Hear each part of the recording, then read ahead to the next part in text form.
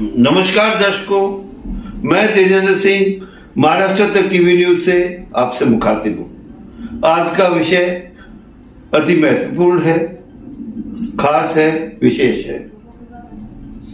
आप सब जानते हैं, हाल ही में वसई के लिए एक मेगा टर्मिनस सैंक्शन हुआ है।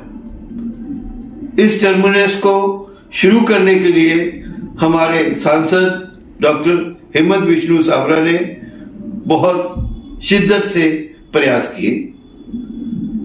उनके प्रयासों से और लंबे समय से वसई, विरार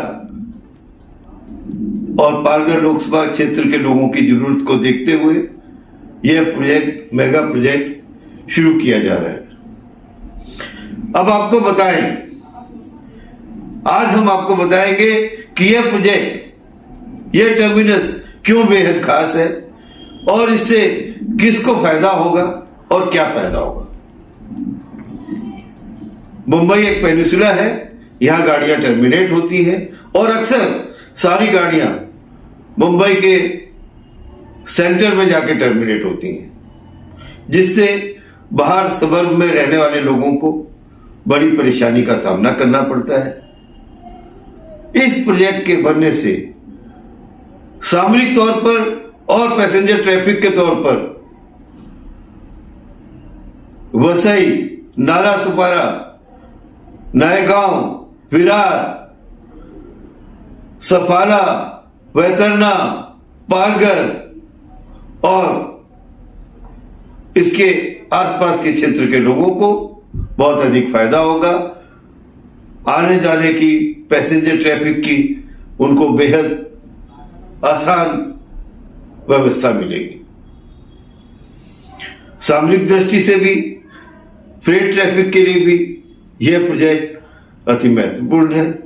आइए आपको कुछ विशेष जानकारी हम आप उपलब्ध कराते हैं इस टर्मिनस के संबंध में और गवर्नमेंट के उस प्रोजेक्ट के संबंध में जिसके तहत यह टर्मिनस बनाया जा रहा है। मुंबई के पास में वसई रोड रेलवे स्टेशन पर एक टर्मिनस बनेगा, इसकी घोषणा अश्विनी वैष्णव जी के द्वारा कर दी गई है और ये एक बहुत ज्यादा इंपॉर्टेंट स्टेप है मुंबई के रेलवे इकोसिस्टम को डीकंजेस्ट करने के लिए। ये सिर्फ एक प्रोजेक्ट नहीं है, लेकिन कई प्रोजेक्ट्स की श्रृंखला में से एक पहला जरूरी प्रोजेक्ट है। क्या है सारी कहानी, चलिए समझते हैं।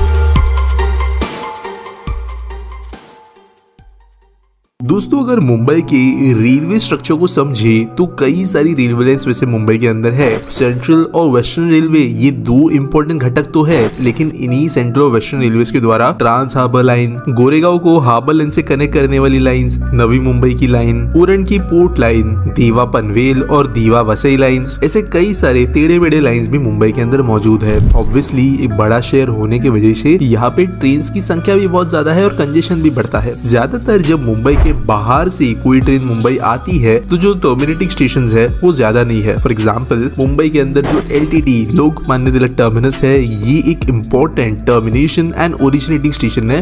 जहाँ पर ये टर्मिनस है, इसके आगे ट्रेन नहीं बढ़ती। सिमिलरली मुंबई सेंट्रल का स्टेशन है, CSMT स्टेशन है और बांद्रा टर्मिनस भी। लेकिन ये सारे शहर मुंबई के एग्जैक्टली बीचों बीच है, यानी कि ऑलमोस्ट पूरा का पूरा नेटवर्क खत्म हो जाता है जब ये रेलवे लाइंस यहाँ पे घुसती है। तब ऑब्वियसली आपको पता होगा मुंबई एक पेनिनसुला है, तो मुंबई में जितनी रेल लाइन आती है उतनी की उतनी जो है उसी डायरेक्शन से वापस जाती है। यहाँ पे दूसरे शहरों की तरह रेलवेज का पास थ्रू नहीं होता। यहाँ पे ट्रेन आती है, रुकती है और फिर वापस आगे बढ़ती है। और इसलिए मुंबई वो शहर है पूरे देश के अंदर जहाँ सबसे ज्यादा टर्मिनस है। पास थ्रू स्टेशन तो है ही लोकल ट्रेन को अगर गिन ले तो, लेकिन टर्मिनस की संख्या भी बड़ी है। लेकिन क्योंकि ये शहर के बीच थे तो ये सारी लॉन्ग डिस्टेंस ट्रेन को ले आना है, वो वेट करेगी क्योंकि ये टर्मिनेट हो रही है, उनका मेंटेनेंस होगा या उनके साइडिंग डिपोज होंगे। ये सब चीजें जो है यहाँ के लोकल ट्रेन नेटवर्क के कैपेसिटी को अफेक्ट करती है। At the same time railway operations को ज्यादा कॉम्प्लिकेटेड बनाती है। इसलिए सुरेश प्रभु जी ने 2013 में कॉन्सेप्ट सामने रखा,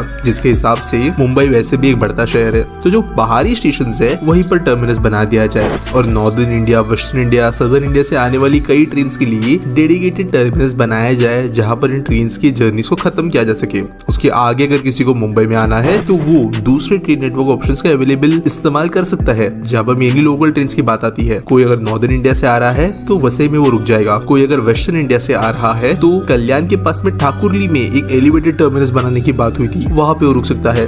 पनवेल में एक नया टर्मिनस बनना था जो सदर्न इंडिया और कोंकण रेलवे की ट्रेन को केटर करता, और इसकी वजह से बहुत ज्यादा कंजेशन मुक्त मुंबई देखने मिलता है ट्रेन के हिसाब से। मेजर फायदा ये होता है कि लोकल ट्रेन की संख्या बढ़ाई जा सकती, और जो कई डिलेज आते हैं मुंबई लोकल ट्रेन नेटवर्क के अंदर वो मेनली आउट स्टेशन ट्रेन के इंटरफेरेंस की वजह से ही आते हैं, क्योंकि उन ट्रेन का आने जाने का ज्यादा अच्छा टाइमिंग का पंक्चुअलिटी नहीं है। और ये जो वसई का प्रोजेक्ट है ये बहुत बड़े लेवल पे इस चीज को हल करेगा। कई लोग ये भी कहेंगे कि मुंबई के अंदर ट्रेन आती थी अच्छे से पहले, थोड़ी अब बाहर रुक जाएगी, तो ये बात सच है, लेकिन ये भी बात सच है कि मुंबई शहर बढ़ते बढ़ते वसई के बहुत आगे बढ़ चुका है। तो शहर का एग्जैक्ट सेंटर क्या है और लोग उसके आगे कहाँ ट्रैवल करना चाहते हैं, ये फ्यूचर में चेंज होगा। अब बात करें कि ये स्टेशन वसई का जो है वो कैसे बनेगा, क्या बनेगा, तो देखो 2018 में रेलवे बोर्ड को इसके बारे में प्रपोजल चला गया था। मेनली होगा ये कि यहाँ पे 2 एडिशनल प्लेटफॉर्म्स बनाए जाएंगे वसई रोड स्टेशन पे। इसके साथ साथ जो डेडिकेटेड फ्रेट कॉरिडोर के ट्रैक्स है वो भी बगल से गुजर रही है, तो फ्रेट ऑपरेशंस भी यहाँ पे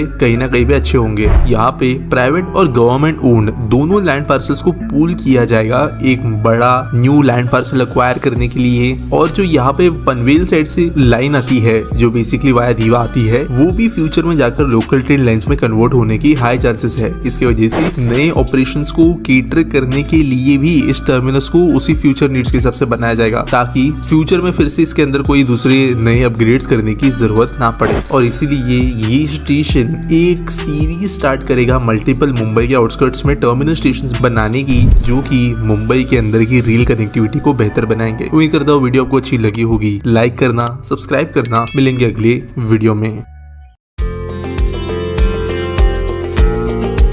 हमारे चैनल को अभी सब्सक्राइब करें और बेल आइकन दबाना न भूलें।